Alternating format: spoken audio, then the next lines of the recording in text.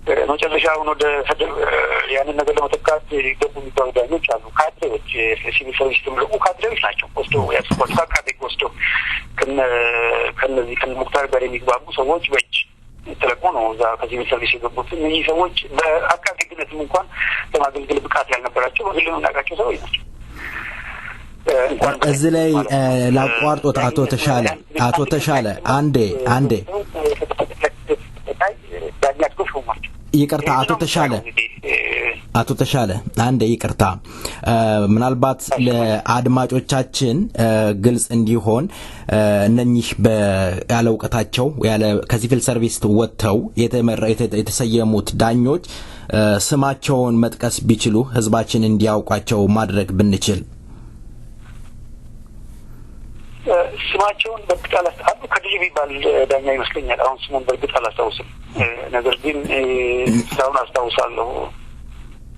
አንዱ ከድል የሚባል ለምሳሌ ሀረር ላይ አቃቤ ሕግ የነበረ እዛ ስንት ሜ ሲያደርግ እንደነበረ አስታውሳለሁ። አንድ ጊዜ እንደውም በዳኞችና በእሱ መካከል ኮንትሮችን ተፈጥሮ አይቻለሁ፣ አስታውሳለሁ። እና ቅርብ ጊዜ ከጨርቅ በካፌ አሁን 2 ዓመትም አልሆነውም ከኦሮሚያ ጠቅላይ ፍርድ ቤት ይሰሩ የነበሩ እንደነ ረታ የተባሉ ዳኞች እንደነ ነጋ የተባሉ ዳኞች ካልተሳሳትኩ ሄደዋል። እነኚህ ሁለቱ በእርግጥም የስራ ልምድ ያላቸውና ዳኛም የነበሩ ናቸው በኦሮሚያ ደረጃ። እንግዲህ ይሄ መቼ ነው? አሁን ታምታሉ ነው። በ18 ታሪክ ውስጥ ኦሮሞ ደረጃ በዚህ በፌደራል ተቋም ውስጥ ማርጂናላይዝ ይደረግ ነበር። ኢንቴንሽናሊ ሆን ተብሎ ነው የሚደረገው ይሄ። ስለዚህ አንድም ቀን ተቆርቆሮ ኦፒዲኦ ጥያቄ አንስቶ አያውቅም። ማለት ስለራሳቸው ሁሉና እንኳን በየለቱ የሚያውቁ አይደሉም። ዛሬ ስራ ላይ ያሉ ነገ ይባረራሉ። ይህንን በየተቋሙ የምናየው ነው። የፍርድ ቤት ዳኞች የሚሾሙበት የሚሻሩበት ስርዓት ግልጽ የሆነ ስርዓት አለ።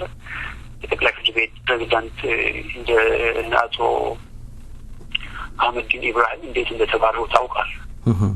ምርመራ አልተደረገም። ለጁዲሻል ኮሚሽን አልቀረቡም።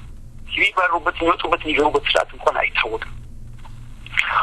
አቶ ደሞዜ አሁን የተሾሙ ሰውዬ 1 ዓመት ተኩል ሰርተው ሲባረሩ እንዴት እንደተባረሩ በግልጽ ለህዝቡ አልተነገረም። ጥፋት አልሰሩ ማለት አይደለም። እነዚህ ሰዎች በተለይ አቶ ደሞዜ በሰራበት በ1 ዓመት ከ7 ወር ውስጥ ወደ 50 ዳኞች ሾሞ ነበር። 50 ዳኞች በራሱ ጊዜ ሾሞ ነበር። ከነ ኩማ ጋር ባለው መሞዳሞድና ፍቅር ማንም ምንም አይለኝም በሚል ወደ 150 ዳኞች በራሱ ጊዜ ሾሞ ነበር። አንድ ዳኛ የሚሾመው ፓርላማ ነው አለ አንተም እንደምታውቀው። እና እነዚህ ሰዎች በየቦታው ሰክስበው ፍርድ ሲወስዱ ነበር። ስለዚህ በመንገደኛ ነው የኦሮሞ ህዝብ ጉዳይ ይወሰን የነበረው በሱ ጊዜ። በዚህ ምክንያት ነው አንድ ከስራ ሊባረር የበቃው። ግን ይሄ አልተጣራም፣ ሊቀጣ ተደረገ። ኦኬ። ስለዚህ ትራንስፓረንት የሆነ ስርዓት አይፈለግም። ምክንያቱም ሰዎች በምን ምክንያት እንደሚሾሙ ወይም በምን ምክንያት እንደሚባረሩ ስለማያውቁ ራሳቸውን እንዲጠራጠሩና ተገዥ ሆነው እንዲኖሩ ነው የሚደረገው። ያንን ስርዓት ማምጣት ጥያቄ ስርዓት እንዲኖር የማድረግ ዓላማ የለውም። ያንን እንኳን ስርዓት ለማምጣት ሞክሮ በጣም ነው መንግስት ይቋቋም ከነሱ ጋር ያሉት ካድሬዎች የሚቋቋሙ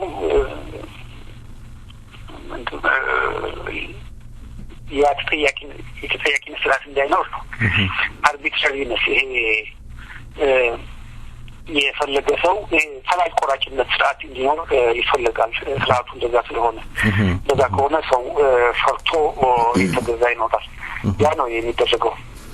መልካም አቶ ተሻለ እንግዲህ አሁንም ከዚሁ ከዳኝነት ሳንወጣ በአሁኑ ወቅት እንደሚታየው በኢትዮጵያ ውስጥ መብታቸውን የጠየቁ ነዋሪዎች ኦሮሞም ይሁን ሌላው ህዝብ በአሸባሪ እየተለጠፈበት እየታሰረ ይገኛል። በተለይ ጋዜጠኞች፣ ታዋቂ ጋዜጠኞች እንዲሁም ሌላም ጋዜጠኞች አሉ በጻፉት አሸባሪ ናችሁ ተብለው እስር ቤት ተወርውረዋል። እንደውም 14 ዓመትና 18 ዓመት የተፈረደባቸው ያላቸው አሉ።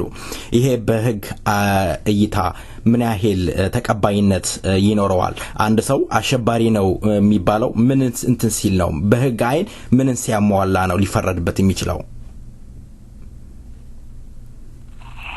እንግዲህ ህጉ መጀመሪያ ደረጃ ሲቀረጽ እንደዚህ እነሱ የሚሉትን ጉዳዮች እንዲሸፍን ተደርጎ የተሰራ ነው። ህግን በሁለት መንገድ ነው ማየት ያለብን። የህግ የበላይነት የሚባል ነገር አለ። የህግ የበላይነት የሚባለው ይሄ ሩል ኦፍ ሎው የሚባለው ነገር እንደ ኮንሰፕት ሲነገር ምንድነው? ህግ በትልቁም በትንሹም ላይ እኩል አፕላይ ማድረግ አለበት፣ ሁሉም ላይ እኩል መፈጸም አለበት ነው። ሌላው በዚህ ውስጥ ያለው ነገር ደግሞ ህጉ ራሱ ፍትሃዊ መሆን አለበት።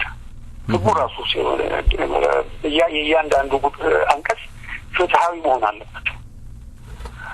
ኦኬ፣ ጉልበተኛውን የሚያግዝ ደካማውን የሚጎዳ መሆን የለበትም ነው።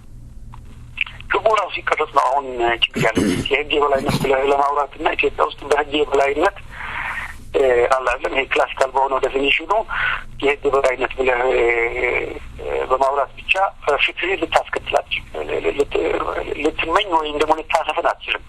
ህጉ ራሱ ነው ጨቋኝ የሆነው ኢትዮጵያ ውስጥ። ህጉ ራሱ እዚህ ቴሮሪዝም ሎው ተብሎ ዲፋይን ሲደረግ እዚህ ቦታ ችግር አለበት፣ እዚያ ቦታ ችግር አለበት ተብሎ ሲነገር ነበር። በስፋት ታውቁታላችሁ ይሄንን። ስለዚህ ህጉ ራሱ ነው በጣም በስፋት ተለጥጦ የአመለካከት ነጻነት እየገደበው። ሰላማዊ ሰልፍ መውጣት አትችልም። ዛሬ ሰላማዊ ሰልፍ ስትወጣ ሰላማዊ ሰልፍ ከወጣ በኋላ እያንዳንዱ ሰው የሚናገረውን ነገር ኃላፊነት አለበት። እዛ ውስጥ ገብተው ነው የአንድ ነገር ራሳቸው ኤጀንቶች አስገብተው አንተ የማትፈልገውን ነገር ቢባል ይሄ ነገር እንደዛ ነው ብሎ ለብትተነገር ነው እንኳን እሱ ካፍት እና ፈጽሞ የአመለካከት ነጻነት መንግስትን ለመቃወም መንግስትን መቃወም የአመለካከት ነጻነት ውስጥ ከሚካተቱ ነገሮች አንዱ ነው። ይሄ ፖሊሲ ልክ አይደለም ብለህ መናገር በስብሰባ ሊሆን ይችላል፣ በግል ሊሆን ይችላል፣ በሬዲዮ ሊሆን ይችላል፣ በቴሌቪዥን ሊሆን ይችላል፣ በጽሁፍ ሊሆን ይችላል፣ በተለያየ የንግግር ስርዓት ሊሆን ይችላል። ያንን ነገር መግለጽ መቻል አለብን። ያ ነገር ትክክል ነው ካልክ ትክክለኝነቱን ነው ማስረዳት ያለብህ እንጂ እሱን ብትናገር ቴሮሪስት ነህ ብለህ በማስፈራራት ሰውየውን በማጎር አይደለም። እንደዛ ነው ቲፒኤልኤፍ የመረጠው ስርዓት። ቢኮዝ አሁን በኋላ ከዚህ በላይ መቋቋም ይችሉበት ደረጃ ላይ አልደረሰም። በንግግር ህብረተሰቡ ማሸነፍ የማይቻልበት ሁኔታ ላይ እንደተደረሰ 2005 ላይ በትክክል አውቀውታል። ኦኬ፣ እስከዛ ድረስ በትክክል የተረዱት አይመስለኝም። በቅርብ እስከማውቀው ድረስ ምርጫ ሁሉ እናሸንፋለን ብለው በልበ ጉልበት ሲያወሩ አስታውስ ነበር። እኔ እስከሚገርመኝ ድረስ እንደዛ ብሎ ያስቡ ነበር። ከ2005 በኋላ ግን ከፍተኛ ድንጋጤ የተፈጠረው እሱ ስለተፈጠረ ምንድን ነው የታሰበው? ለምሳሌ መንገድ ቢያስፈልግ 2006 ኦገስት ላይ አሁንም ኦገስት ላይ ነው ዶክመንቱ በእጅ ያለ ስብሰባ ጠርቶ ፌዴራል ፍርድ ቤት የፖሊስን የአቃቤ ሕግን የፍርድ ቤትን ባለሙያዎች ኮምፕሊትሊ ኦቨርሆል ማድረግ አለብን የሚል ጥያቄ መጣ። ስለዚህ በአቃቤ ሕግና በዳኝነት ለመጀመር ወደ 3000 ዳኞች እናሰለጥናለን እስከሚቀጥለው ምርጫ ድረስ አሉ። 3000 ዳኞች ያሰለጥናሉ። ያሉትን ዳኞች ደግሞ እንደገና አጣርተው ለነሱ አፕታይዝ የማይመጡትን የማባረር አጀንዳ ነበር የነበረው። በግልጽ አቶ ተፈራ በወቅቱ የነበሩትና እነ ካባ መድሪ ሌሎችም የክልል ፕሬዚዳንቶች ሰብስበው ተስማምተው የሚያደርጉት ነበር። በመለስ ስፖንሰር የተደረገ ስብሰባ ፌዴራል ተቋም በፌዴራል ደረጃ ይሄ ህገ መንግስቱን የተከተለ አይደለም። ዳኛ የሚሾመው በክልል ፓርላማ እንጂ ፌዴራል ጠርተህ እንደዚህ አይነት ዳኞች ያስፈልጋሉ ብለህ አሰፍተህ ክልሉ እንዲለብሰው የምትልከው ነገር አይደለም።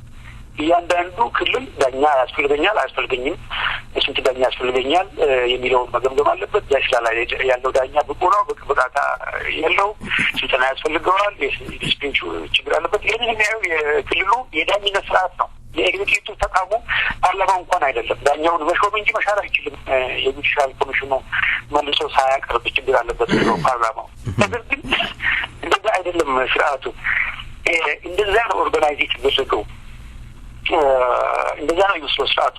በጠቅላላ ይሄ ለጭቆና የተመቻቸ የህግ ማዕቀፍ ነው ያለው። ኢንስቲቱሽናል ስትራክቸር ወይንም ደግሞ ይሄ ምንድነው የሚባለው ጫሳ ይሄ ምንድነው የምንለው ኢንስቲቱሽናል ስትራክቸር ይሄ ከላይ ጀምሮ እስከ ታች የተዘረጋው የፍትህ አካል የስራ አስፈጻሚ አካል እንዲሁም የፓርላማው ስትራክቸር ለጭቆና ሌላው በጋዝነትና አፓርታይድ በሚመስል መልክ ነው ለመያዝ የተሞከረ ያለው። ሌላው ባሪያ ሌላው ድሃ እንደዛ አይነት ሌላው ባሪያ ሌላው ጌታ ድሃው ታዛዥ ሌላው የድሃው የሀብታሙን ደጅ እየተደረገ የሚኖርበት ልክ ደቡብ አፍሪካ ውስጥ የዛሬ 20 ምናምን ዓመት የነበረው ሰዓት ኢትዮጵያ ውስጥ ያለው አፓርታይድ በህግ ነበር የሚታገሰው። በተመሳሳይ ሁኔታ ይሄኛው በህግ ነው የሚታገሰው። የፕሬስ ሎው ማየት ይችላል። የሲቪክ ሶሳይቲ ሎው ማየት ይችላል። ህዝብ በጠቅላላ ዓለም ሲጮህ አይ ይሄ ነገር ይሆናል ብሎ ነው ያሉት። ይሄ ነገር ይሆናል ብሎ ነው ያሉት። ሲቪክ ሶሳይቲ ሎው አንድ ቻሪቲ አቋቁሞ ህብረተሰብን ማደራጀት እንደፈለግ መደራጀት የመጨነቱ ለማ ላይ ደረሰውን ነገር ማየት ይቻላል። የመጨነቱ ለማ እንደማንም ድርጅት ሲቪክ ሶሳይቲ ነው ከሀይለ ሥላሴ ስርዓት ጀምሮ ነገር ሲገፋ የነበረ ሲገፋ ብሶቱ የከፋው ደረሰበት ደረጃ እንዲደርስ የተደረገው እነሱ የሚቆሰቁሱት እሳት ነው። እነሱ የሚጮት እሳት ነው። ዛሬ ህዝቦች በባርነት ይገዛል። የኦሮሚያ ክልል እንደዚህ ነው። የኦጋዴን ክልል እንደዚህ ነው። ወይም የጋምቤላ ክልል እንደዚህ ነው። ነገር ግን ይሄ እንደዚህ ይቀጥላል። ባንክ በዛ የነጻነት ትግል ይፋሃም እንደሚሄድ ሌላ ትግልና እልቂት በስም እንደሚያዘጋጅ አያውቁትም ወይንም ደግሞ አውቀው ያንን ነገር አቺቭ ለማድረግ ወደፊት የሚገፉት ነገር ነው ይመስል። መልካም አቶ ተሻለ እንግዲህ እንደሚታየው የኦሮሞን ህዝብ ወክላለሁ ብሎ የተቀመጠው ኦፒዶ የኦሮሞን ህዝብ መብት ማስከበር እንኳን እንዳልቻለ ነው እየገለጹ ያሉት። በሌላ በኩል እንዳሁን በቅርብ እያየን ያለነው እንኳን የኦሮሞን ህዝብ መብት ሊያስከብር ሚስቶቻቸውን እንኳን ለማስጣልና መብት ለማስከበር ያልቻሉበት ደረጃ ላይ ደርሰናል። እንግዲህ ኦፒዶዎች እንደሚታወቀው በአሁን ሰዓት በስልጣን ክፍፍል ላይ ይገኛሉ። በውስጣቸውም ችግር እንዳለ ይታያል። ኦፒዶ ከዚህ በኋላ ምናልባት የስልጣን መሸርሸርና ጠቅላይ ሚኒስትር መለስ ዜናዊ እዛ ጋር አለመኖር ኦፒዶን ያፈርሰዋል ብለን ማሰብ እንችል ይሆን? ኦፒዶ አስቀድሞ አልነበረም። ኦፒዶ አስቀድሞ አልነበረም። በርካታ ጊዜ ተቀጥቅጦ ቀደም ሲል ኦነግ ጠንካራ ስለነበረ ስልጣን ተሰጥቶት የስልጣን ኤክሰርሳይዝ ያደርግ ነበረ። ይሄ ሀገር ያንተ ነው ብለው ነገሮች ነበረ። ታስተዳድራለህ እዚህ አሁን ኢትዮጵያ በሚባለው ስትራክቸር ውስጥ ኦፒዲኦ ኦሮሚያን ያስተዳድራል የሚል ቃል ኪዳን ነበረ። ነገር ግን ኦነግ እየራቀ ሲመጣ ኦፒዲኦ እውነተኛ ማንነቱ ተነግሮት ደረጃውንም አውቆ ግራ በመጋባት ውስጥ የነበረና ከቅርብ ጊዜ ወዲህ ደግሞ ይሄ እየከፋ የመጣበት ሁኔታ ነው ያለው። አሁን በተለይ ከመጨረሻው ኢሌክሽን በኋላ ይሄ እየከፋ ያለበት ሁኔታ ነው እየተፈጠረ ያለው። እንደሚታወቀው የተሾሙት ፕሬዝዳንት ስልጣን ላይ የሉ። ከፕሬዝዳንቱ ጀምሮ አቶ አለማየሁ አክቹዋሊ ኢፌክቲቭሊ በስራ ላይ የለም። በበሽታ ምክንያት ቦታው ላይ የለም።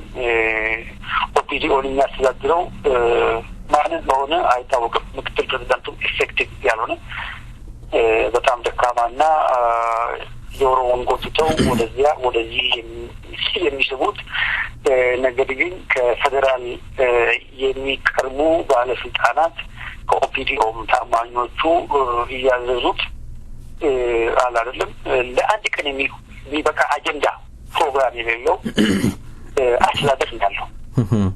ስለዚህ በየቀኑ ተቆሶ የተሰጠው ያንን ነገር ለህዝብ የሚያደርሰው ነገር ካለ ያንን ነገር ነው ያደርግ ያለው። ታዙትን ይፈጽሙ እንጂ ምንም ነገር የሚያደርጉ አይደሉም። በአሁኑ ሰዓት ኦፒዲኦ ከመቼው ጊዜ በላይ የደከመበት ጊዜ አሁን ነው። ቀድሞ አይገልጽም አይታይም ነበር። አሁን በግልጽ ነው የሚታየው ያ ነገር።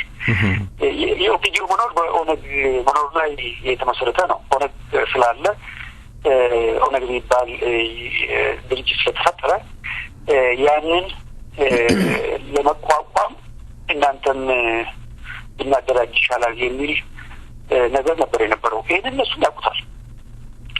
ባይዘወይ በርካታ ሰዎች አግኝቼ አነጋግሬያለሁ። ያውቁ ያለነው ኦነግ ስላለ ነው ብለው ይናገራሉ። በፊት ነው የሚናገሩት። አብዛኞቹን ሰዎች አናግሬያለሁ። ይሄ ኦነግ ምንድን ነው እኮ አይገባኝም፣ የፖለቲካም ሰው ስላልሆንኩ ብዬ ከእነሱ አንዳንድ ነገር ለማጥናት ሞክር ነበር። እዚያ ባልኩበት ሰዓት ኦነግ ይሄን ያህል የምናወግዘው አይደለም ነው የሚሉት የመሰሉቱ። ኦነግ ባይኖር እኛም የለንም ነው የሚሉት እዚያ ያሉት። ያውቃሉ ኖሚናል የሆነ ወይ ስማዊ አፋዊ የሆነ ህልውና እንዳላቸው በእርግጥ ያውቃሉ፣ በትክክል ያውቃሉ። እንግዲህ ይህንን አውቀው የቆጫቸው ሰዎች አሉ እዛ ውስጥ በጣም ቅር የሚላቸውና በጣም ሪጌት የሚያደርጉ አሉ። ይህንን አውቀው ነገር ግን ለዚያ ጉዳይ አጀንዳቸው ያልሆነ የራሳቸውን የስልጣን እና የጥቅም አድማስ ለማስፋት የሚሰሩ አሉ።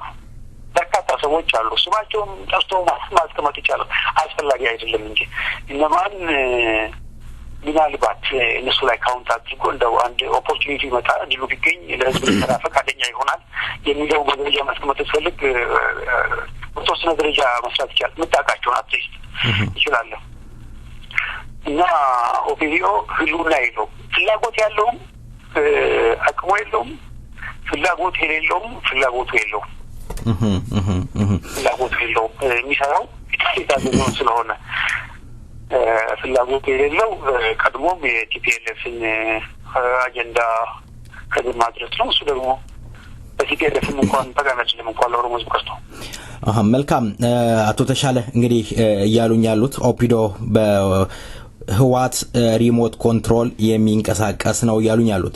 በሌላ በኩል አቶ ጁነዲ ሳዶ የሲቪል ሰርቪስ ሚኒስተሩ በቅርብ ቀን ውስጥ ሚስታቸው በህግ ቁጥጥር ስር ውለዋል።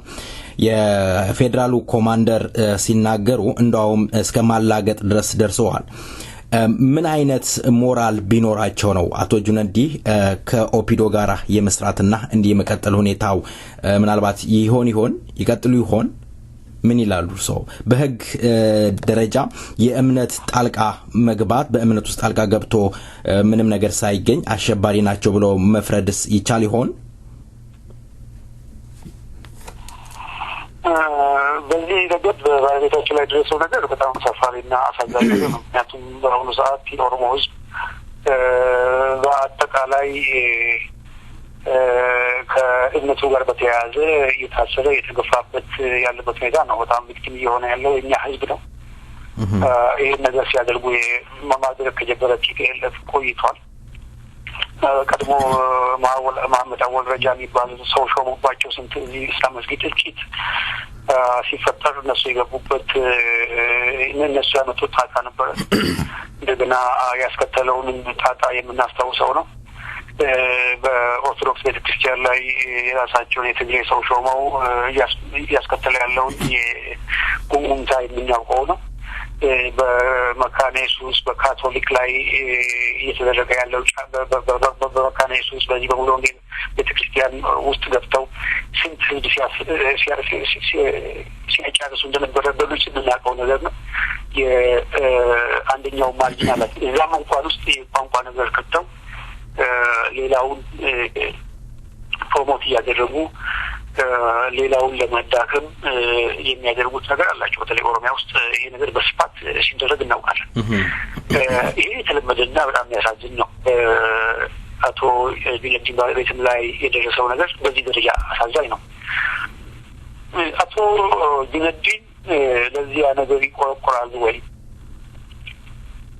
ባለቤታቸውንስ ማስጣል ለምን አልቻሉም የሚለው ነገር ለሳቸው ያላቸው ግምት ይመስለኛል። አቶ ጁነዲን በጣም ታማኝ ለመሆን ሲሰራ የነበረ ሰው ነው። አንድ ጊዜ አስታውሳለሁ ስለ ጦርነቱ ተነስቶ የሱ ቢሮ ቁጭ ብለን ስንነጋገር ስለ አቶ መለስ ታላቅነት ይናገር ነበርና በጣም እኮ ያቶ መለስ ጭንቅላት ተተኪለው ለራሴ ናበ የተናገረኝ ነው ነገር ተተኪለው ወደ 250 መጽሐፍ አንብቦ እዚህ አሁን ኤርትራ ምናምን ያለውን ትሬንቹ በተክላላ እኮ ዲዛይን ያደረገው እሱ ነው ሚሊተሪ ቡክስ አንብቦ 250 ያን ሁሉ መጽሐፍ ለማንበብ ለምን እንደሚያስፈልግ አንደኛ ነገር አይገባኝም ፕራክቲካሊ ኢምፖሲብል ነው ቴክኒካሊ ኢሬሌቫንት ነው እንደዚህ አይነት ነገር ሲምፕሊ ይሄንን መገመት ቀላል ነው ለአቶ ጁነዲ እንደዚህ ሚስቲፋይ አድርጎ ይናገር ነበር ጁነዲን ያንን ሰውዬ ለምን እንደሚናገር ለምን እንደተናገረ ይችላል ስንቆቅልሽ ነው ስለዚህ ስልጣን ስላገኘ ሰውን የሚታመልክ ቀላል ሰው ከሆንክ አንተ የምታመልከው ሰው እንደዚህ አድርጎ ያቀርልሃል ይጫወትብሃል እና ይገባዋል አቶ ጁነዲ ይሄ ነገር ግን አሁንም ስለ ባለቤቱ እኔ በጣም ነው የማዝነው ነገር ግን አቶ ጁነዲ ቢሆን አቶ ኩማን የመሳሰሉ እንደ ጁነዲ የመሳሰሉ እንደነ በርካታ ሰዎች አሉ ስማቸውን መጥራት ተገቢ አይደለም መሸሽ ያለባቸው ናቸው ከዛ ያቱ ቀድሞ መቃናቸው ዛሬ መቃናቸው ይባስ ሙደት ይመጣባቸዋል ትርጉም እንደሌላቸው ቀድሞም ያውቁታል ትርጉም እንደሌላቸው ቀድሞ እነሱ በግልጽ ያውቁታል ሳያውቁት አይደለም የተቀመጡት በግልጽ አድርገው ያውቁታል እነሱ ሩቅ መሄድ አስፈልግም በአባዱላ ላይ የደረሰውን ማየት ይችላል ሲጠቀሙበት ቆይተው ኦፒዲኦ እንኳን ሳይወስን ከዚያ ላይ ሲያስሱት ኦፒዲኦ ራሱን ማዳን አልቻለም አትሊስት አባዱላ ለማቆየት ፈልጎ ነበር ኦፒዲኦ አባዱላ ጠቃሚ ነው አይደለም ሌላ ነገር ነው ግን ራሱ መወሰን የማይችል ድርጅት እንደ ድርጅት ራሱ መወሰን አይችልም ግለሰቦች የራሳቸው ህልውና የላቸውም የሚተነፍሱት በተፈቀደላቸው መጠን ነው ትንፋሽ በተፈቀደላቸው መጠን ነው እንደዛ ነው ይሄ አጋሪ ነው የተናገርኩት ግን ያን ያህል የወረደ ህልውና ማንነታቸውን ስልናቸውን ሸጠው ነው ያሉት ይሄ እውነት ነው መልካም አቶ ተሻለ እስኪ ወደ ኦሮሞ ፖለቲከኞች እንምጣ በኦሮሞ ፖለቲከኞች መካከል የመከፋፈል ሁኔታ ይታያል እንደርሶ እስኪ ምንድነው መንስኤው ብሎ ይተነትናሉ እስኪ ተንትኑልን እስኪ እንግዲህ ፖለቲካ ላይ በጣም ብዙ ብቃት የለኝም ስለዚህ እንግዲህ ግምገማ የተሳሳተ ሊሆን ይቅርታ እንደሚደረግልኝ አስባለሁ አምናለሁ ወይም እጠይቃለሁ እኔ አሁን ኦሮሞ የፖለቲካ ተቋማት ውስጥ የተፈጠረ ያለው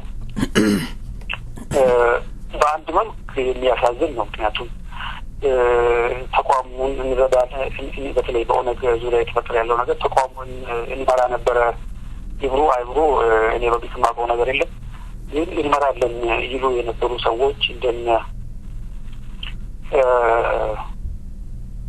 አቶ ዲማ ነጎ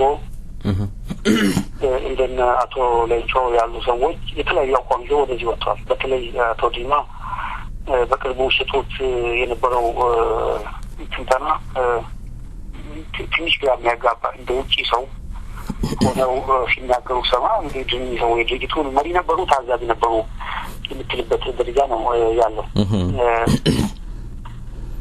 ነገር ግን እሳቸውንም አቶ ሌንጮንም አስመልክቶ በቅርቡ የተናፈሰ ያለው ነገር አንድ አቋም ይዘው የራሳቸው እንቅስቃሴ ማድረግ እንደጀመሩ የሚያሳዩ ነገሮች አሉ ከዚህ በፊት የተፈጠረ ይሄ የጂራማ ቡድን በጀማል ከማል የሚመራው የራሱን አጀንዳ ወደዚህ ወጥ እነዚህ ነገሮች እንደ ትልቅ ኦፖርቹኒቲ ነው ማየው እንደ ውድቀት አይደለም የማየው ምክንያቱም አንድ ልጅ ውስጥ ታጭቀው በተለያየ የአመለካከት ሲተፋፈጉና ሲተሻሹ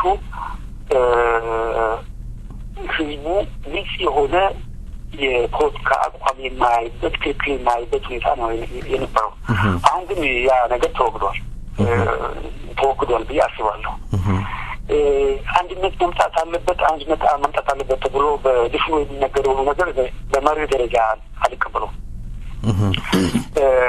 መጀመሪያ አንድ ለመሆን ልዩነቱ መጥፋት አለበት። ምንድነው ልዩነታችን የሚባለው ነገር መድረክ ተፈጥሮ እነኛ የተለያዩ ሰዎች የሚናገሩበት መድረክ እውነታቸውን የሚያሰዱበት መድረክ የሚጠይቅ ህብረተሰብ መፈጠር አለበት ብዬ አስባለሁ። የሚጠይቅ ህብረተሰብ እንደ ህብረተሰብ ወይ ኦሮሞ ህብረተሰብ ከዛሬ ሲታራምዱት የነበረው የፖለቲካ አጀንዳ ይሄ ነው። ዛሬ ደግሞ እዚህ ደርሳችሁ የምትናገሩትና የምታወሩት ይሄን ይመስላል።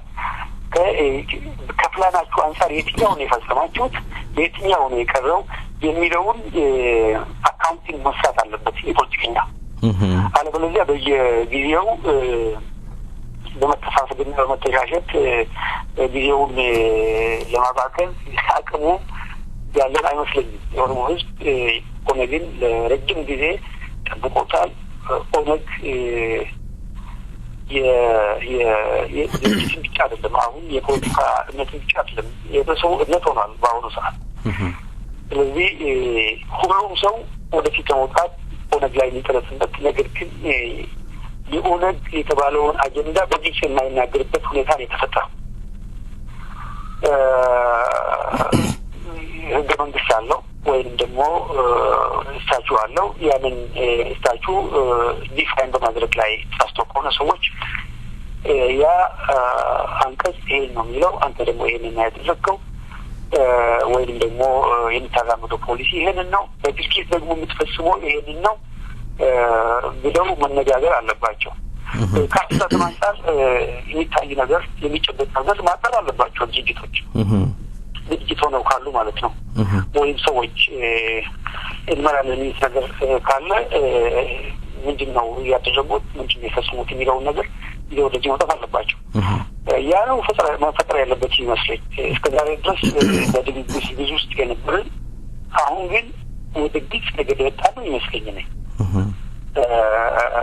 አሉ የተባሉ ድርጅቶች በተለይ ምናልባት አስቀድመው የወጡት ካልሆኑ በስተቀር አሁን በተለይ ከቅርብ ጊዜ ወዲህ እየተፈጠረ ያለው ልዩነት እየመጠረ ያለ ይመስለኛል። አሁን ከዚህ ከኖርዌይ አካባቢ የሚሰማው ነገር ግልጽ አቋም ይዞ ወደዚህ መምጣት ላይ ነው የሚገኘው። ግልጽ አቋም የተባለው ነገር ይረባል አይረባም እሱ ህብረተሰቡ ይመስል ህብረተሰቡ መዘን የቻለ ይመስለኛል። አሁን ይሄ ሜንስትሪም የተባለው ኦነግ ምንድን ነው የሰራ ያለው የሚለውን ማየት ግን ተገቢና የጊዜ ጥያቄ ነው። መልካም አቶ ተሻለ እንግዲህ ቀደም ጠቅሰውታል ዶክተር ዲማ ነጎና አቶ ሌንጮ ለታ 40 አመት የታገልንበት ወይም የተነደፈው ንድፍ መቀየር አለበት፣ እሱን ይዞ መጓዝ ዋጋ የለውም ብለዋል። በሌላኛው በኩል ያሉት የኦነግ አመራሮች ቃል አቀባዩ ከአንድ ሬዲዮ ጋር ሲናገሩ መቀየርም ካለበት ማዕከላዊ ኮሚቴ እነሱም እንደሚሉት ካልወሰነ ዝም ብሎ መቀየር አይችልም ነው እያሉ እየገለጹ ያሉት። እንደ ግለሰብ ነው የሚንቀሳቀሱት፣ ኦነግን አይወክሉም እስከማለት ድረስ ደርሰዋል። እውን ይሄ ንድፍ ማለት 40 አመት የታገልንበት ትግል ብለው መቀየር አለበት ካሉ ምናልባት የኦሮሞ ህዝብ ለዛ ጥያቄ ብሎ ለመብቱ ለነጻነቱ የወደቀበት አጥንቱ የተከሰከሰበት ደሙ የፈሰሰበት አላማ መጀመሪያውኑ ዋጋ የለውም ማለት ነበረ። ይሄንን እነሱ መቀየር ካለሙበት ቀድመውኑ መቀየር አይችሉም። ያ ሁሉ ህዝብ እልቂት ሳይፈጸም በህግ ደረጃ ይሄስ እንዴት ይታያል? እንግዲህ አንያ ህግ አንጻር ሀገር ቢኖር ስለ ህግ እናወራለን። ህግ ማለት ሀገር ያለው ህዝብ ነው ህግ ማውጣትና ህግ ማስፈጸም የሚችለው። እኛ ፍርድ ቤት የለንም፣ ፖሊስ የለንም። የፖሊሱ ስርዓት የፍርድ ቤቱ ስርዓት ያለው ኢትዮጵያ ውስጥ ነው። ኢትዮጵያ ውስጥ ያለው ኦሮሚያ ብዙ ሰዎች የሚያልሟት በኦፒዲዮ አገዛዝ ስር ነው ያለችው። ኦፒዲዮ ደግሞ እንደ ባንዳ የሚያገለግል ተቋም ነው፣ ቀደም ብለን እንደተነጋገር ነው። ስለዚህ ከህግ አንጻር ብዙ የምናወራው ነገር የለም። እነዚህ ሰዎች እንዴት ይጠየቃሉ የሚባል ነገር ነፃነቱ ካለ ዲሞክራሲያዊ ስርዓት ከተፈጠረና ሰው ለጥያቄነት የሚቀርብበት ስርዓት ከተፈጠረ ያንን ጥያቄ ሊነሳ ይችላል። ስለዚህ ከዚህ አንጻር ማንሳት መነጋገሩ ከባድ ነው የሚሆነው። ነገር ግን ከመርህ አንጻር ድርጅቶች የራሳቸው ደንብ አላቸው። የድርጅታቸውን ደንብ የሚያስፈጽሙበት የራሳቸው ስርዓት አላቸው። እንግዲህ እነኚህ ሰዎች ከትግሉ ውስጥ ወጥተው ከድርጅቱ ውስጥ ወጥተው አውሮፓ ነው ያሉት። አውሮፓ ውስጥ ተቀምጦ አንዳንድ ጊዜ ሲናገሩ የሚሰማው አስመራ ያሉትን ሲወቅሱ እንሰማለን ብዙ ሰዎች። እኔ አውሮፓ ውስጥ ያለ ሰው አስመራ ያለውን የሚወቅስበት የሞራል ግራውንድ ብዙ ጊዜ ይጠፋብኛል። ምክንያቱም አስመራ ለኦሮሚያ ይቀርባል። ጂኦግራፊካሊ ብናስብ ሁለቱም ቦታ ላይ መች ይችላል። ነገር ግን ያ ወደዛ ሊቀርብ ወደ ትግሉ ሊቀርብ ይመስለኛል። ወደ ትግሉ ሊቀርብ ይመስለኛል። ሰዎቹ ወደ ትግሉ ሊቀርቡ ይመስለኛል። አይደለም የሆነው የትግል ቦታ ኦሮሚያ ነው። ነገር ግን እንደዛ ሲባል ይሰማልና እነኚህ ሰዎች እኔ አሁን እንደምረዳው አንደኛ ነገር አውሮፓ ቁጭ ብሎ ስለ ህግን መነጋገርም ተገቢ አይመስለኝም። ከመጀመሪያው እነኚህ ሰዎች ከዛ ሳይባረሩ ሄደው መነጋገር ሲችሉ ቢባረሩ እንኳን ከሀገር ውጡ ወይም ደግሞ ከዚያ ታስረው ተገፍተው እስካልወጡ ድረስ ተቀምጠው መነጋገርና ስርዓቱን መለወጥ ካለበት ሲገባቸው በህግና በአግባብ አንተ እንደጠቀስከው የራሱ ደንብ አለው፣ የራሱ ኮንስቲቱሽን አለው። ድርጅቱ መለወጥ ሲችሉ ነገር ግን ለውጡም ያልመሰለ ውስጥ ለውስጥ ግን ሀቤትና ግጭቱን ሊያፈርስ የሚችል አደገኛ መርዛማ የሆነ ቤት ለቤት የሚሄድ በእምነትና በክልል ላይ የተመሰረተ ጎጠኝነት ያለበት ነገር ሲያራምዱ ነው የኖሩት።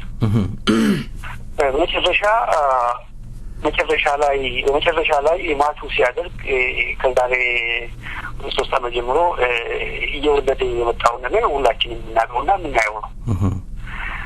ሌላው እንደነ ነዲ የተባሉት ታውቅ እንደሆነ ምናልባት እኔ በግል ሲናገር አይቼዋለሁ። እንደነሱ በቅርብ ማላቅም ቢሆን እንደነ ጉተማ ሐዋስ ወደ ህዝባቸው ሲመለሱና እዛ እንደ ሚያቋ ታድነው ሲገደሉ አውሮፓ መጥተው የሰላም መንገድ አዋጭ ነው ብሎ የሚሉበት ምክንያት አንደኛ ፕራክቲካሊቲ የሌለው ነገር ነው። ሰላም መንገድ የሚያዋጣ ከሆነ በዚያው መንገድ መግፋት የነበረባቸውና ንስሐ መግባት ያለባቸው ዛሬም መግባት የሚችሉት እነሱ ናቸው። መግባት ይቻላል። ኦፒዲዮ ሰዎችን ይቀበላል። ነገር ግን በሰላም ያሉትን ሰው በሰላም የሚሰሩትን በሰላም ለመስራት ፈቃደኛ የሆኑትን ሽማግሌው አቶ ቡልቻ መስራት አልቻሉም። ዛሬ እነ ኦልባና የመሳሰሉ ትላንት ኦፒዲዮ የነበሩ ሰዎች ናቸው። እነ ኦልባና ዲኤውሲ ሲሰሩ የነበሩ ሰዎች ናቸው። ነገር ግን ይሄ መንገድ ትክክል አይደለም ብለው በዚያው እነሱ ባስቀመጡት ህገ መንግስት እንሰራለን ብለው ጥቃቅን የመብት ጥያቄ ሲያነሱ ጥቃቅን የመብት ጥያቄ ነው። ምክንያቱም በዚያው በህገ በእነሱ ፍሬምወርክ እንሰራለን ብለዋል ሰዎች ነው ዛሬ አስረው በኦነግነት ወንጅለው የሚያሰቃዩት ኦፒዲዮችን ማለት ነው። ቀድሞ ኦፒዲዮ የነበሩትን ሰዎች ማለት ነው። እነኚሁ ሰዎች ዛሬ ስለ ሁለት አቅጣጫ በዚህም በዚያም ይቻላል በሰላምን በራስነት መንግስት በፈቀደው ማለት የኢትዮጵያ ላይ የፈቀደው መንግስት ሌላውን አስሮ ሌላውን ጨቁኖ እንዲ ካልክ ግን ወይ ትገደላለህ፣ ከዛ ተመልክ ደግሞ ትወቃለህ። ይህን የተፈጠረውና ይሄ ብቻ መንገድ ነው ያለው። አንደኛው ሙሉ በሙሉ ትገዛለህ፣ አለበለዚያ ደግሞ ሙሉ መጋፋት ካልተለከመ ታስራታለህ ወይ ትገደላለህ። ካበለክ ደግሞ እንግዲህ የቀረ አማራጭ እሱ አንተ የምትወደው ነው። እንዴት ማይፈልገው ነገር ግን አንተ የምትወደው መንገድ ነው ያለው። ይሄ ዳይሌማ ባለበት ዛሬ ግራ የሚያጋባና መሀል የሚያቆም ነገር መነገር ያለበት አይመስለኝም። እኛው የዘጠናዎቹ ትግል አያስፈልግም እንደ ኦፒዲዮ ሄደን እንዋጋለን ወይም ደግሞ እንደ ኦፌዲን ወይም ደግሞ እንደ ኦፖ ሄደን እንዋጋለን በሰላማዊ መንገድ ውጊያ ያለን ሄደን ያንን ውጊያ እናካሄዳለን ብለው የሚገቡ ይህን ክሪክል አይደለም። ይህንን ግልጽ ማድረግ ነው ያለባቸው። ዛሬ ዳርዳር የሚሉ ሰዎች የሚመስለኝ ይሄንን ነው የሚመስለኝ ይሄ ነው። ነገር ግን ያ መንገድ እዛ ላሉት የሚሰራ አይደለም፣ አስፈላጊ አይደለም አሉ እዛ ለሚሰሩ ሰዎች ያ አስፈላጊ ነው። ሰዎች ዛሬ ያንን መስዋዕትነት ከፍለን በቃ ስትራክቸር ፍሬምወርክ ተፈጥሮን እንገባለን ቢሉና ቢገቡ ምንም የሚያሳፍር ነገር የለበትም። ያንን ግልጽ ማድረግ ነው ተገቢ ነገር። በቃ እኛን የስነዛነት ትግል የጠመንጃውን ትግል አላምንበትም እገባለሁ ብሎ ማለት ይቻላል እና መግባት ነው። ነገር ግን አማራጭ ተከልክለው ካደረጉትን ሰዎች እና የነሱን አጀንዳ ዲሞናይዝ ማድረግ ወይንም ደግሞ ሰይጣናዊ አድርጎ ማቅረብ ወይንም ደግሞ ትክክል አይደለም ብሎ መናገር ያው በትላልቅ ሰዎች እኔ ተገቢነት ፈጽሞ አልታይለኛል። ይህንን የምልበት ምክንያት ከመቼውም ጊዜ በላይ የቲፒኤልኤፍ ለእውነተኛ ተቃዋሚዎች ወይም ደግሞ የመብትን ጉዳይ ለሚያራምዱ ሰዎች የሰጠው መንገድ ይሄ ስለመሰለኝ ነው። እንደ ሲዩዲ ያሉ ሰዎች እንኳን አራሩላቸውም። ቲፒኤልኤፎች ስልጣን ይወስዱብናል ብለው ያመኑትን ማንኛውም ተቋም ያለ ርኅራኄ የሚያሱበት ሰዓት ነው የተፈጠረው እና በዚህ ውስጥ ግልጽ የሆነ ምርጫ ቲፒኤልኤፍ የሰጠ ይመስለኛል ለድርጅቶች።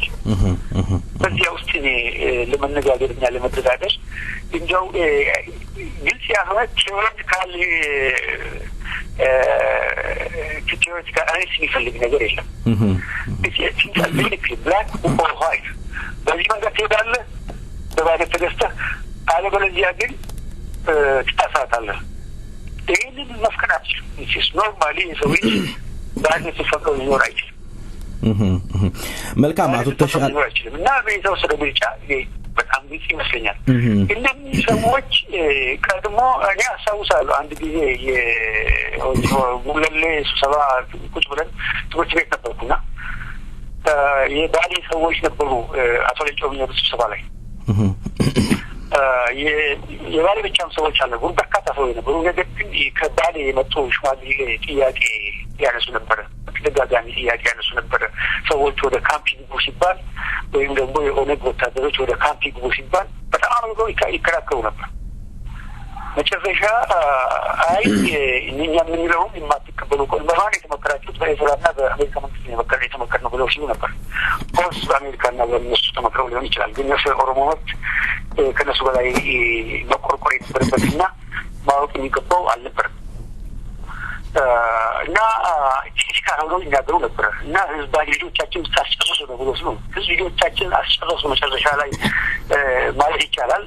ነገር ግን እነዚህ ሰዎች ወደ ካምፕ ከገቡ በኋላ ከተወሰነ ጊዜ በኋላ እዛው ወስደው እንደ ሽንኩርት ሲከትፏቸው ተጠያቂነቱ በሌንጮና በወቅቱ በነበሩ ሰዎች ላይ ነው። አቶ ሌንጮ እንደሚሉት ተጠያቂነቱ ሼር እናደርጋለን፣ እኔ ብቻ ነው የወሰድኩት አይደለም የሚል ነገር አላቸው። በግል የወሰኑት በቡድን ነገር ግን ያ ሁሉ ዋጋ የተከፈለበት ነገር ነው። የተሻሻለ ነገር የለም።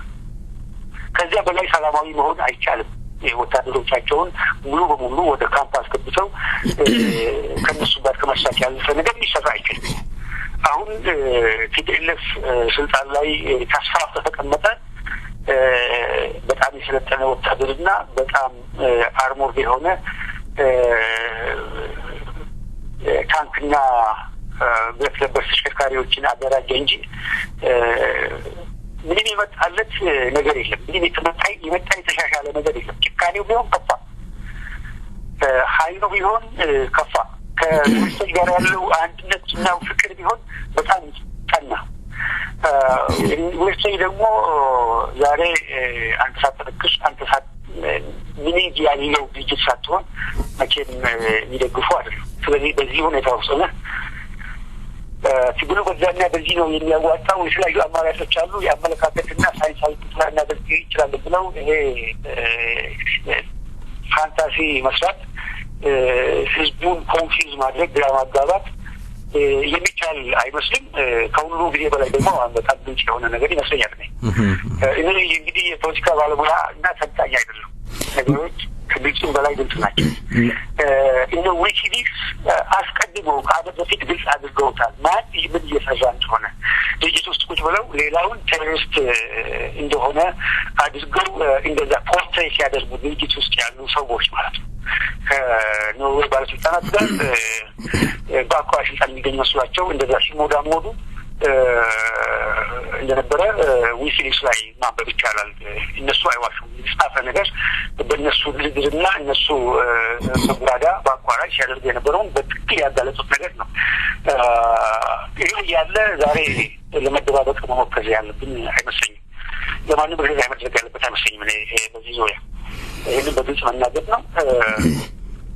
ዛሬ መደረግ አለበት የለበትም ደህና ሲባል እነኚህ ሰዎች አሁንም መድረኩ ተፈጥሮላቸው ሊናገሩ አይገባም። ፊት ለፊት መጥተው እንዲናገሩ በእናንተም በኩል ተፈቅዶ ፕላትፎርሙ ተፈጥሮ ሰዎችን ማከራከርና ማነጋገር ተገቢ ነው። ሰዎች የራሳቸው ማስ ሚዲያ ፈጥረው የሚያወሩት ቀርቶ ማለት ነው እና በዛ ሰዎች ለማደናገር ከመሞከር ይልቅ ኒውትራል የሆነ ከሁለቱም ወገን ወስዶ መጠየቅና እውነቱ በጣም እንዲገልጽ ወደፊትም እንዴት እንሄዳለን የሚል ነገር እንዲታይ ማድረግና ሰዎች የሚደግፉትን ደግፈው የማይደግፉትን ትተው እንዲሄዱ ሁለት ሶስት አጀንዳ ደግሞ ጎን ለጎን መሄድ የሚችል ከሆነ እሱን ማየት ተገቢ ነው። እንግዲህ ክብሯትና ክብሯን አድማጮቻችን የመሪ እየተባለ እየተካሄደ ያለው ስብሰባ ገበና ይሄንን ይመስላል። የተከበሩ ዳኛ አቶ ተሻለ አበራ የመጨረሻ ጥያቄ ላደርግ የወደድኩት አለ። በመጨረሻ እርሶ በ1991 ዓመተ ምህረት ወደ ካምፕ ሰራዊቱ ገብቶ ከፍተኛ በደልና ግድያ እንዲፈጸምበት ያደረጉት እርሶ በተገኙበት ስብሰባ ላይ አቶ ሌንጮ እንዳደረጉ ገልጸዋል። መቼም ቀደምም ገልጸውታል። ሀገር ሲኖር ነው ዳኝነት ሊኖር የሚችለው ብለዋል። አሁን መሪ እየተባለ እየተካሄደ ያለው ስብሰባ ምናልባት ለኦሮሞ ህዝብ የሚያመጣው ለውጥ ይኖር ይሆን? ሌላ አቶ ሌንጮ ለታ ሲናገሩ ጥርሴን የነቀልኩበት ድርጅት በግፍ ተባረር ያለሁኝ ብለዋል። እንዳውም በልህ ነው ሲናገሩ ያደመጥናቸው። ፖለቲካ ደግሞ ስንመለከት ትዕግስትና ብስለትን ይጠይቃል። በልህ የተገነባ ቤት ምን ያህል ዘለቄታ ይኖረዋል ብለው እርሶ ያስባሉ? ጠቅላላ አድርገው የመጨረሻ ቀራ የሚሉት ማስተያየት ካለ ለአድማጮቻችን ማቅረብ ይችላሉ። እኔ ተሰነቀቁትና ከጨለሻው ድረስ ይገባኛል የሚል የራስ ጥያቄ ሊሆን አይገባም የሚል ነገር ነው ያለኝ በዚህ ጉዳይ ላይ። እሱን ሊነቅበት ይችላል ሰው፣ ግን ከኋላ የመጡ ሰዎች ብቃት ካላቸው ያንን ቦታ ተክተው ያንን ቦታ ይዘው የማይሰሩበት ምንም ምክንያት የለም። ፈታ አለው ማንኛውም ነገር። በተለይ አመራር ከአሮጌው ትውልድ ወደ አዲሱ ትውልድ መተላለፍ አለበት። ይህንን መስራት የማይችል ፖለቲከኛና የፖለቲካ ስርዓት የሞተ ነው። ፖለቲካውንም ስርዓት የገደለው የኦሮሞንም ፖለቲካ የገደለው አንዱ ይሄ ይመስለኛል። እንደዛ ነገር እንዲቀጭጭ ከወጣቱ ትውልድ ከነባሩ ትውልድ ወደ ወጣቱ ትውልድ እንዳይተላለፍ ወጣቱን በየቦታው የማስያዝና የማሳደን የማስገደል ነገር ሲሰራ እንደነበረ እንደዛ ምልክቶች ይታዩ ነበር። በድርጅቶች ኬንያ ውስጥ ሲታዩ ሲያዙ የነበሩ ሰዎች ኦሮሚያ ውስጥ በተለያየ ቦታ ላይ ሰዎች ተላልፈው ሲሰጡ እናይ ነበር። መጨረሻ ላይ ደግሞ እራሳቸው ሄደው እጃቸው ሲሰጡ የነበሩ ሰዎች ተጨማሪ ከኋላ ተተኪ ትውልድ እንዳይመጣ የማድረግና የድርጅቱን ዓላማ ለመግደል ዘመቻ መኖሩን እንደሚያሳይ አንድ ይሄ ነው። እንደዚህ ኢሞሽናል ሆኖ መነጋገሩ ምናልባት በቁጣ ተናግረው ሊሆን ይችላል። እኔ ለአቶ ሌንጮ በጣም ትልቅ አክብሮት ነው ያለኝ። በጣም ኦሮሞ ሕዝብ አለኝ ብሎ የሚመካበት ረጅም ጊዜና የሚደግፍበት ሰው ናቸው። በጣም አዋቂ ሰው ናቸው። ግን አሁን የተከተሉት ያሉት መንገድ ደሳቸው ለኦሮሞ ፖለቲክስ የሚጠቅማል። እነዚህ ሰዎች ጀግኖች ናቸው። እኛ ማንነታችንን ባላወቅበት የኦሮሞ ሕዝብ ኦሮሞነቱ የሚያፍርበት ዘመን ብዙ ነገር ሰርተዋል። ብዙ ውለታ አለብን የነሱ። ስለዚህ ዛሬም እናከብራቸዋለን። ግን ተገቢ ያልሆነ ነገር ሲሆን ዝም ብለን እንውጣለን ማለት አይደለም። ስለዚህ አቶ ሌንጮ ጀግና ናቸው። ቀድሞ ያንን ነገር ጀግንነት ነው። ህብረተሰቡ ምን በማያውቅበት ደረጃ ወደፊት ወጥቶ ያደረጉትን እነሱ የሰሩትን ስራ መስራት ቀላል አይደለም። ብዙ አቺቭመንቶች አሉ። ዛሬ የምናያቸው አቺቭመንቶች ምንም ይሁን ምን እነሱ ሲኖሩ በነበረበት ጊዜ የመጣ ድል ነው። ስለዚህ እሱን ድል በታሪክ ውስጥ የነሱ ሆኖ እንዲቀር ዛሬም ሌላ ጀግንነት መስራት ይቻላል። ይሄ ስህተት ነው ብለው መለስና ለድርጅቱ ታዞ በድርጅቱ ስርዓት ውስጥ የራሳቸውን ልዩነት ማቅረብ ይቻላል። ወቀሳ መቀበል ይቻላል። እሱ በጣም ትልቁ ጀግንነት ነው። እኔ ተሳስቻለሁ ብሎ ማለት ጀግንነት ነው። ጠመንጃ መተኮስ እና አልማ መተኮስ እና ታርጌት መምታት ብቻ አይደለም ጀግንነት። ይሄን ጀግንነት ነው። ተሳስቻለሁ እኔ ያልኩት ነገር እኮ በጣም ስህተት ነው፣ በጣም ይቅርታ ብሎ ህዝብን መጠየቅ፣ ጓደኛ መጠየቅ፣ በኑሯችን ውስጥ እንደዚህ አይነት አካሄድ መከተል እሱም ጀግንነትና እውቀት ነው። ነገር ግን በትዕቢት መሄድና በጥፋት ላይ ጥፋት መጨመር ነው ፍርሃት።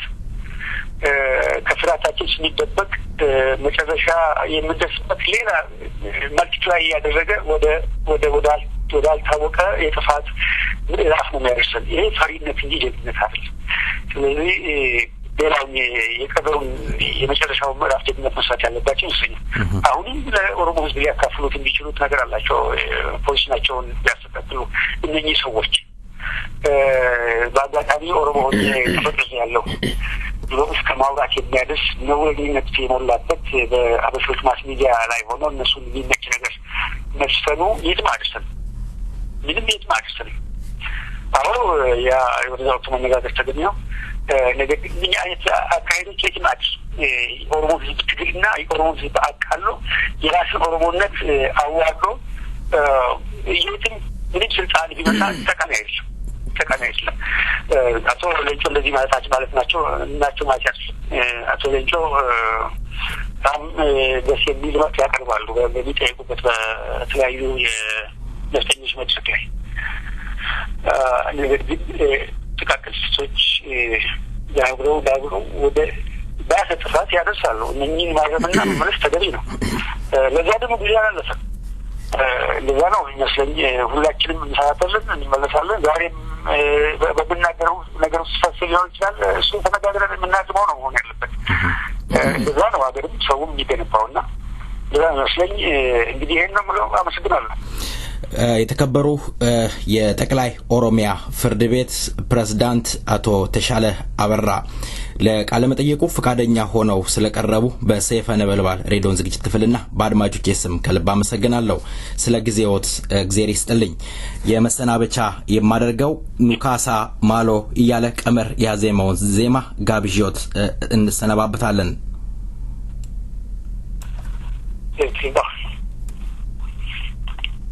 wetu watata sagali shimbira imam safaratu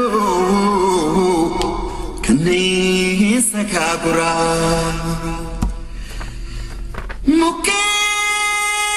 mukengara faya قلت لك كما بدك موتتي يا بريت وما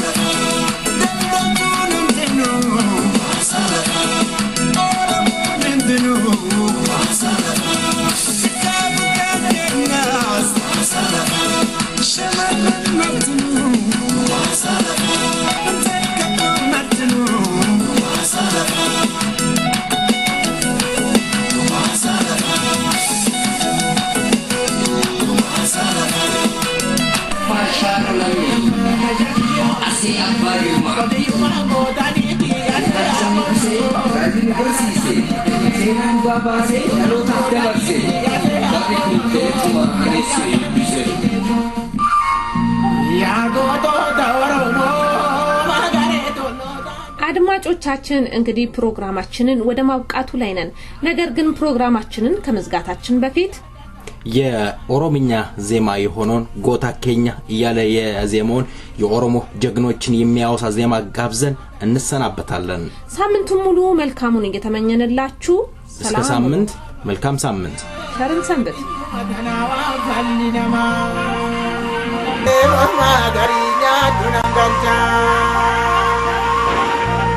Ominga babiye agari tulu dami kimsite Sikoma te abiye wa kobutu bagani kimsite Idi me tachina fe yori di me sena nindagato Enchakana omiste latti oromoi tingabeto Ejolen oromia kabani harden golon sezane Agarin ittadasa dina biyarra godasisane Ofi mongo danani enyukani sanu godasoso